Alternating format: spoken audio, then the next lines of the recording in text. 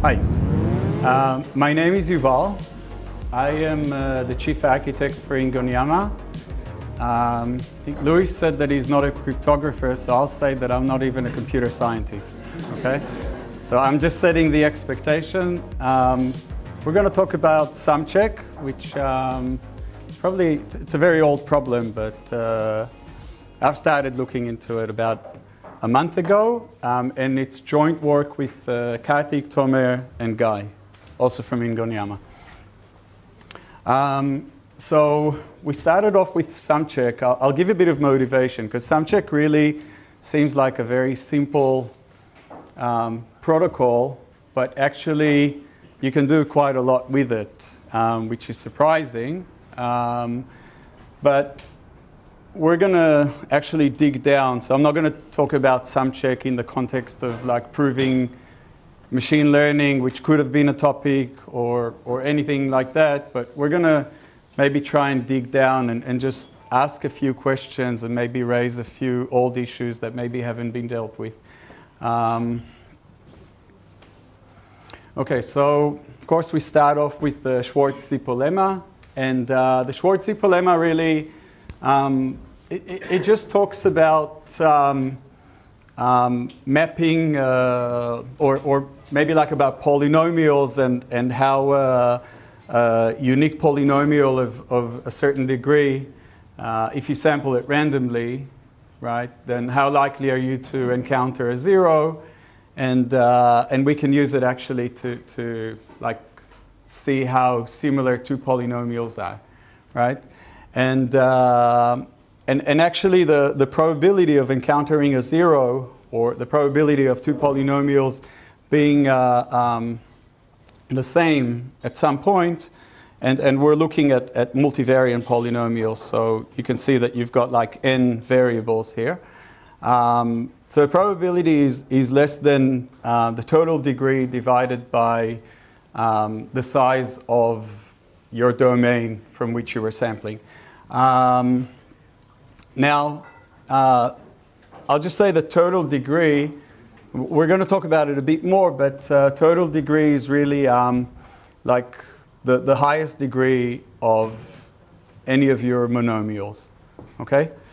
And we're going to see a bit more of that, but this is like a basic, I guess, lemma that we're going to use to do all of this. So what's a low degree extension? So actually, the point is to take just a sequence of values, okay, or a vector or whatever we want to call it, and we want to represent it in some unique way. Okay, that's all it is. So what we do is we actually take a field and we take some subset of that field, and that's our domain. And then we create a mapping. Okay, so this one is just, it's really just an indicator, right? That is one on one of the UIs and zero otherwise. Okay, so we can see how this mapping actually maps Vn to or V to U. Okay, and then what we do is we actually extend this mapping. Okay, because this mapping is pointwise. Okay, how do we extend it? We actually change the indicator function with a Lagrange polynomial that's defined over the whole domain. Okay, so depending on what our domain is, and it turns out that actually, if we analyze this, we see that this group of Lagrange polynomials, right, this set actually forms a basis. Okay, and it's actually a vector space over F, and F is the field of X. Okay, which is nice because once we have that, and I wrote consequently, it often has a Fourier transform. So that's just maybe a nuance. It depends on sizes, but I think that we can assume that we can always construct it such that it has a Fourier transform. Okay, and if you look at the drawing, you can see that really it's well defined because if you take, for example, like we've got a univariate polynomial of degree 5 here, and you can see that it takes 6 points to actually define it. And say if we remove that point, then we can have nearly the same polynomial up to scale, okay? Or if we add a point, then all of a sudden we've got a different polynomial, okay? So it's this mapping, the low degree extension actually is unique. Once we've chosen, the vector u. And then if we try and, we want to actually now compare, because we've seen that a lot of times people actually analyze multivariate polynomials and univariate polynomials, and they're completely separate and have got nothing to do with one another. And we think that that's not entirely true. So I'll try and walk you through this table quickly. Okay, so if we look at a multivariate polynomial, right, and maybe we start with the dimension. So the dimension is n. That just means that it's got n variables. Okay? And we take the domain to be f to the power n. And then what we see is that, that if we take the individual degree, and the individual degree, I guess you could, it's sort of like a marginal degree, right? It's what happens when I put a constant for all the variables except for xi, and then I end up with a univariate polynomial. And the degree of that polynomial, assuming that I put something other than zeros, right, for the other variables, I would get a certain individual degree. Okay? Now, if I take just the individual degree and what I call the dimension, I can now talk about the number of degrees of freedom of such a polynomial, okay, which I think is important. And it would actually be d plus 1 for each dimension to the power n. That would be the number of points that I actually need in order to define this polynomial uniquely. Okay? And I defined something that I was missing in the literature, which is really like, so the way degree is defined in multivariate and univariate is different, and it's a bit annoying. So I defined something that I called free degree, which is something comparable between the two. Okay, so it's really the number of degrees of freedom minus 1, so we get rid of what's called the scaling, the scaling degree of freedom.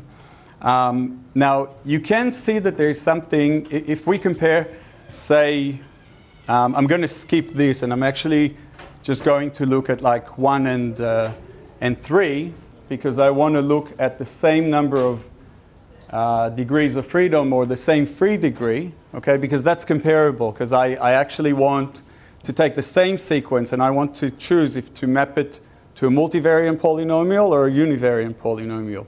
So a sequence is of a defined length. It has nothing to do with how I choose to map it.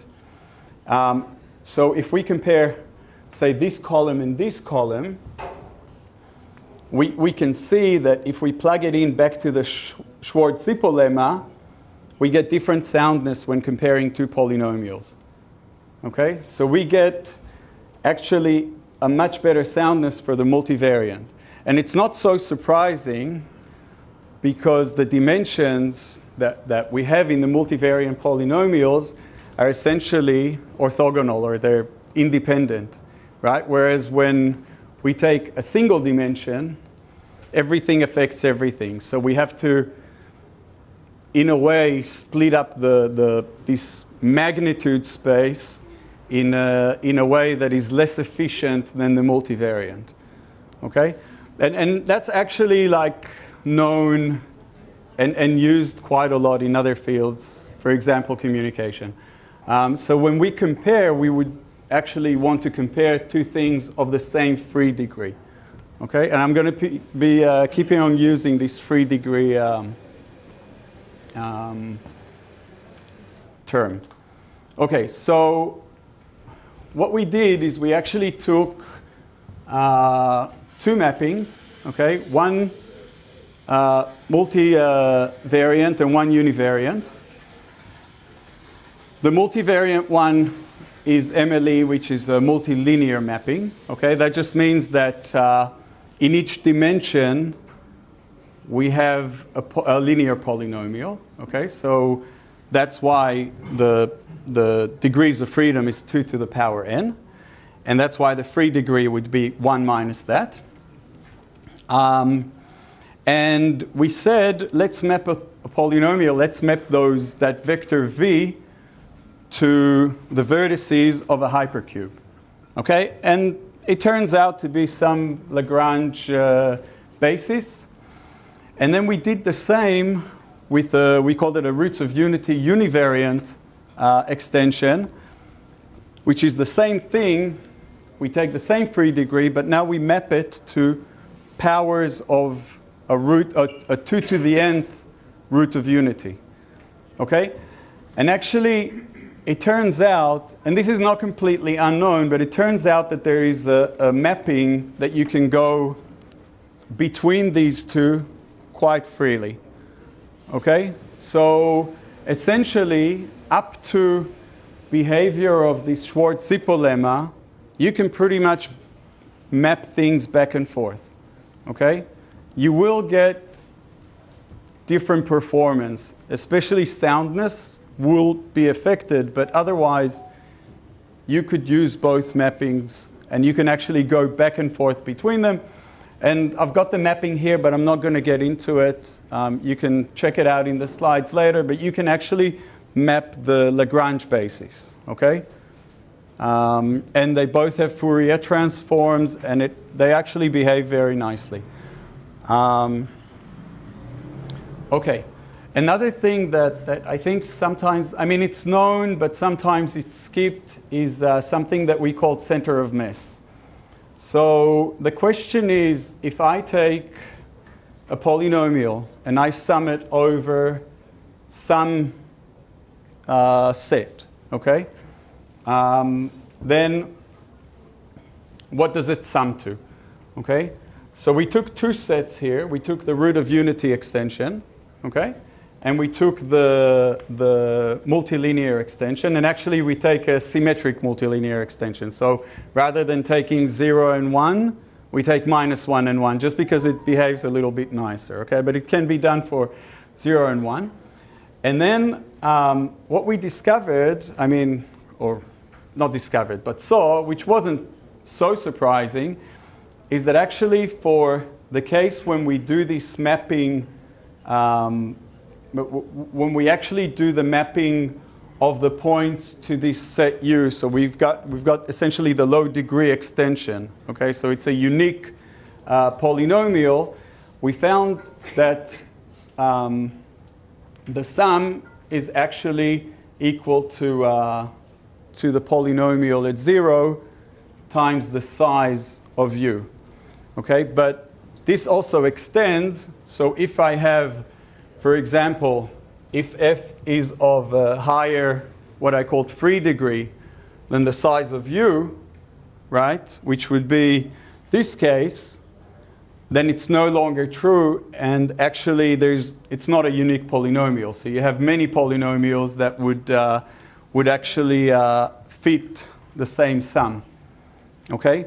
But if you go lower, then it's not a unique polynomial, but it does fit the same sum. And we claim that it's maybe not unique, but it's unique up to certain symmetries that we call phases. It has to do with the Fourier transform. I'm not going to get into it now.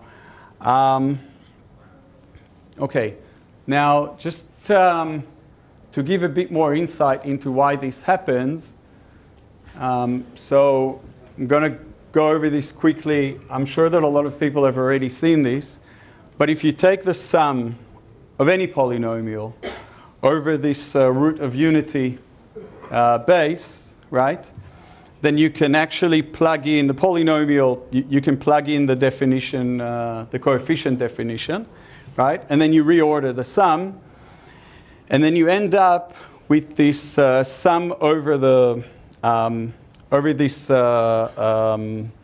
roots of unity domain of powers of x to I. Okay, and actually that sum, you can see that when you plug in those roots of unity, it actually behaves quite nicely. And actually, when the root of unity is to the power of 0, then you obviously get n here, right? Because you're just summing 1 n times. But that also happens when you essentially cycle over the root of unity, right? Because omega to the power n is like omega to the power 0, because it's the nth root of unity.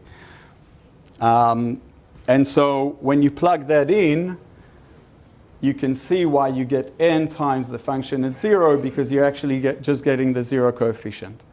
Okay? And you can also see that when you take a higher free degree for f, you get this sum of coefficients. You actually get this aliasing in the coefficient space, or the coefficient domain, and that's what happens, what a lot of times is called subsampling.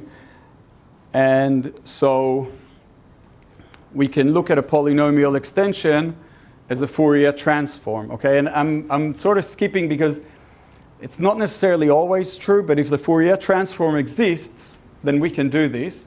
And then we can see that, that when the numbers, right, when you actually have a polynomial of free degree n minus 1, and then you do the Fourier transform of the same size, and then go back to the polynomial, you get exactly what you started with.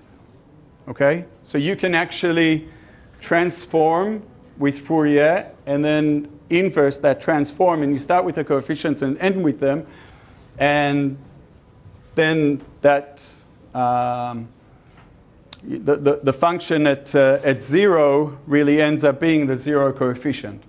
Okay? And that also happens when you have a degree that is less, because essentially it acts like like a zero-padded sequence. But when you go over, when your polynomial is of a higher degree, then what you get is you actually get it aliased or folded. Okay? And that's why you get those sums of coefficients. And it can no longer, the evaluation at 0 will not give you the sum of the evaluations over the roots of unity. Okay, so we're going to try and maybe use some of these things for sum check. Let me just see how I am on time. Okay, so sum check protocol, it's a pretty old protocol. I'm going to try and just give a few points. It's an IOP. It's an interactive protocol. It actually starts with the prover claiming that they know the sum of some multivariate polynomial over the hypercube, over the binary hypercube, and then trying to prove that they really know it. Okay, and this function can be of a much higher free degree than actually the size of the sum. Okay, and Bn is actually the binary hypercube of size n.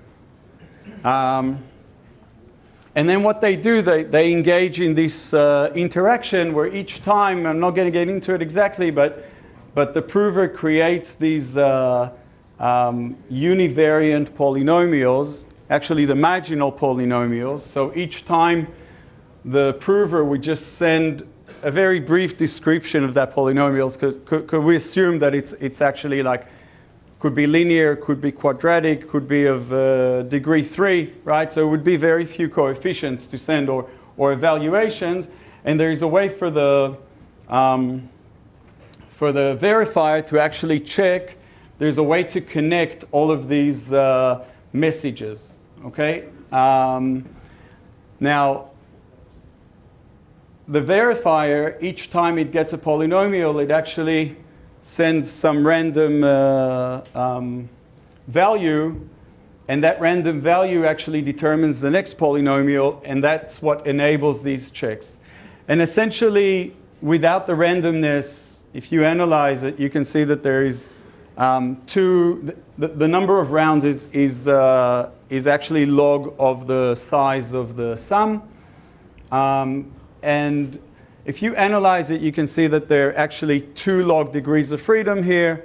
And the way to actually take them down to log degrees of freedom, which is the amount of interaction, is by actually tying this and these consistency checks that we do on each interaction actually takes care of it. Eventually, when we get to the end of the protocol, the last thing, and this is like marked like that because actually the verifier doesn't even need to go to the prover on the last interaction, but the last thing is to actually plug in all these random values, which is what you get to, and then that needs to be verified. That's actually not a polynomial anymore. That's just a point. Okay? And we verify it through an oracle, okay? Which is something that essentially the provers provided us with. And we're not going to get into that because there are a lot of questions that can be asked there, but it's related. Maybe we'll say some stuff, something about it at the very end. So just to give like a pictorial view, essentially what happens is that throughout the stages, we actually walk from a certain, it's not a point, it's actually a sum. But we walk from that sum, we have a way of connecting it to some random point. Okay, and when we actually manage to connect it to that random point, that sort of just shows that this polynomial that we did the sum over is unique. Okay, or essentially it's not necessarily unique, but it's of the subset of polynomials to which this sum abides. And you can see how these alphas actually just direct us through a route. Now, the sum check protocol is typically used when the function is of a higher free degree than the number of points that we actually sample. Okay? It's not so interesting when the polynomial is of a lower degree or of the same degree as the number of points that we sample, and I'll show you why. So we're going to actually go to the univariate sum check just to see this. So the univariate sum check, we actually take a function, okay, and we're going to look at that. That's like that's the case that the function has like a low free degree. This is when it has a high free degree. N is the number of points that we're actually summing over. It's the size of U, and D is the free degree of the polynomial. Okay, which in the univariate case is actually the degree. Okay, so we can always take this function and break it down in this way where actually U is the vanishing polynomial over U. Okay, so it's just the multiplication of x minus U across all U's. And if we divide f of x by this, right, then we will get some quotient and then some remainder. Okay? Now, if we now want to claim that the sum over fx is something, okay, it's essentially, it follows this logic. If we sum over this, I'm not going to get into it, but basically summing over the vanishing polynomial over the roots of unity is always 0. So this goes. And then we're left with this. Okay? And then all that we need to now show is that the constant coefficient of this remainder polynomial is what we are trying to claim. Okay? Up to this scale. And then we need to show that we need to show two things. We need to actually show degrees of G and H. Okay? Now, you can see that what happens is actually that I've got one check. If I receive from the verifier, right, like say G and C, okay, and I can work out H, that could convince me that C is actually the value that is the sum check. But then I still have to look at the degrees of G and H. Okay, I have to verify that they're of a low enough degree, essentially, because if they're of a higher degree, then there are more degrees of freedom here, and actually the prover can cheat. So that's the univariate sum check. If f of x is of a low enough degree, if its free degree is less than the sum, then this becomes very degenerate, okay? Because essentially now I only need to evaluate it at 0, okay? And perhaps this low degree check is often not necessary, because the way that my commitment to this polynomial already proves that it's of a lower degree than this, okay? So it becomes degenerate for that case.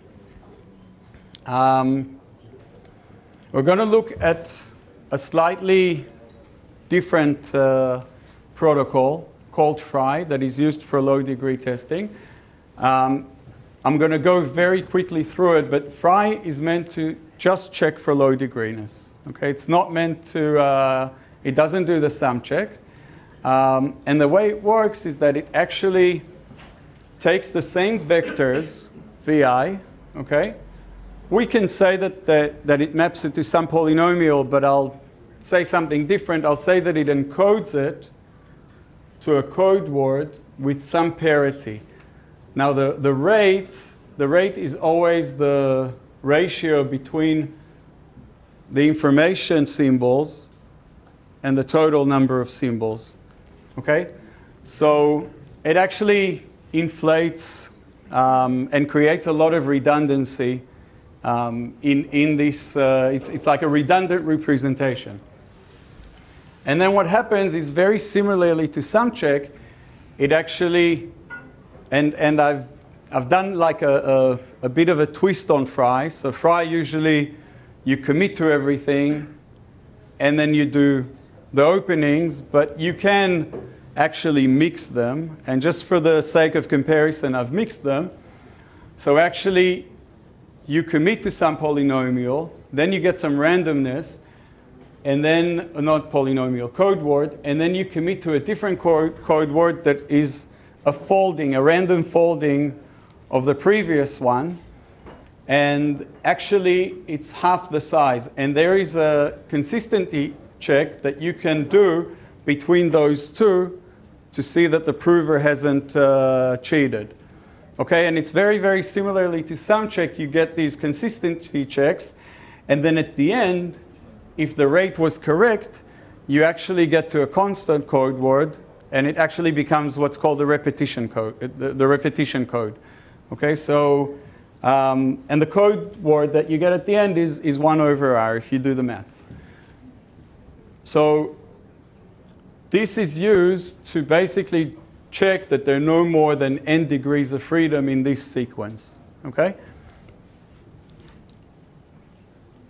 Okay, I'm told I need to finish, so, right. 2 more slides. What I did here is I actually tried to put Fry and sum check on the same slide. Okay? Now, I changed things a little bit just to make it comparable in some way. And so I took Fry and put it on this symmetric multilinear mapping, okay? And I took the degenerate version of sum check over the same symmetric MLE, okay? And then you can see that actually they are very similar, okay? So sum check does start by giving some, providing some sum, claiming some sum, and so there is some check that's done that isn't done in Fry. But then we actually do very similar checks, and the verification is slightly different at the end. Okay, so sum check verifies that a certain point is really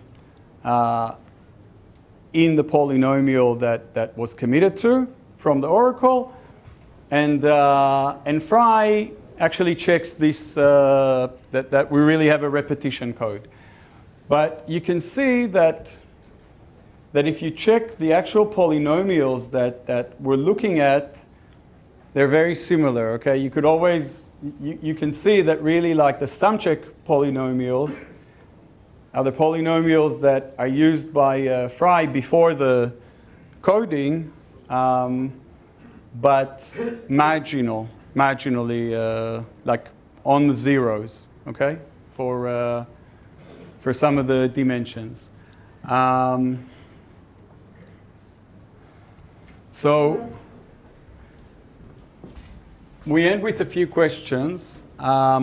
So we think that sum check and observation. Sum check is interesting really for when the free degree is large, because when it's less than the domain that I'm summing over, it really becomes trivial. Now, we see that the sum check oracle needs to support like a random access to this big polynomial, but real random. Like it's actually a very, very large domain. So this is something that's hard to achieve with Merkle, for example. Okay, it's easy to achieve with KZG. We suspect that sum check, as is for any D, okay, so it could be even for a high degree D, higher than N, is also a low degree test with the soundness of sum check. Okay, and this is actually interesting because it raises the question of, because in sum check we can actually, we have the freedom of controlling the number of interactions, right? If we, by controlling the marginal degree or the individual degree, we can actually control the number of rounds. Okay, we can sum over a smaller hypercube essentially than the actual degree of the free degree of the polynomial. Okay, and it does affect soundness, because here I would get maybe n would grow as the degree would go down, so the product would grow as the degree goes up, but not so much. Okay, so if this really is, if sum check is a low degree test, then this gives me some control through optimizing soundness to get maybe less interactions, okay, and maybe a smaller protocol. Fry is constructed for what we call the degenerate case. So it's actually built in a way that the free degree, or the number of degrees of freedom, is smaller than or the same size of the sampling domain. Okay.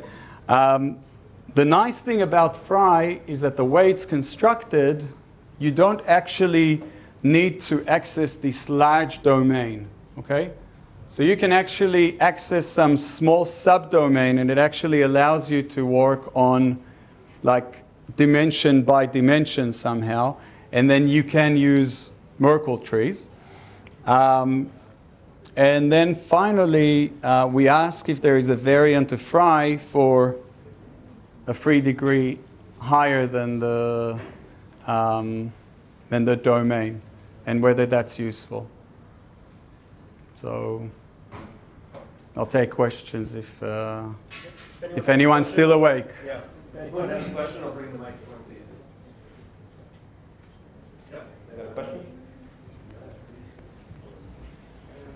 Sorry, could you elaborate a little bit on how is sum check a low degree test? I didn't really get that part. Okay, so I'll go back to the sum check slide, and maybe I'll just. What you're actually sending on each interaction, right? You're sending a polynomial of a known degree. It's a marginal polynomial. Okay, so say the degree is 2. Okay, then you would have, and say that it doesn't even have to be the same degree. You could have different marginals, but let's say that they're all degree 2. Okay? So if you were able to pass all these consistency checks, then you are very likely, and now I'm just talking, I'm not proving, okay? But you are very likely to be under degree 2, which would do 2 plus 1, right? So you'd have 3 to the power of the number of interactions. Because if at any stage you weren't, if you were of a higher degree, you're likely to fail the consistency check. And that's just simple Schwartz-Zippo. Yes, okay? But like I can think that probably you can have a prover and like polynomial that claims, you know, that they are a small degree, so it passes all the check, and at the end, when the verifier needs to evaluate the polynomial, if indeed it's not of like a small degree, which is what the low degree test should check, then it is possible that you don't have soundness, because at the end the last check is also a Schwartz-Zippo application, and then the degree might be high. No. So the last check, right? This one is checked against an oracle. Okay, so whatever you've reached, I agree that you can reach Rn, but will you reach the real Rn? Right? The real Rn is a point on the on this big polynomial, right? That we trust that the oracle is correct. I agree, but like I think that if you have like this you know, this f, so you have an oracle access to a polynomial, right? Which is what you want to test for low degreeness, right? Is that what you're claiming? That you can just test this f for low degreeness using some check? I'm suspecting. Okay, but yes. Because I think that if this, you know, you have oracle access to a polynomial whose degree you really don't know. So you could think that like at the end, like when you test it at a random point, if this polynomial is not indeed of low degree, then it might be that you actually get here, like, you know, it might be something that has a lot of zeros, for example, or like a lot of roots. And then, like, as far as I know, that's a problem that does not make some check a low degree test. Because, you know, you kind of like to have soundness in the last step, you kind of already are assuming that the polynomial is of low degree. Okay. Like I think, but you know, I'd be very happy to be proven wrong. Right. Okay. So that's right. That's the next step to prove this. Yeah. Thank you. Okay. Any other questions we can take offline? So I think it's time for our third speaker.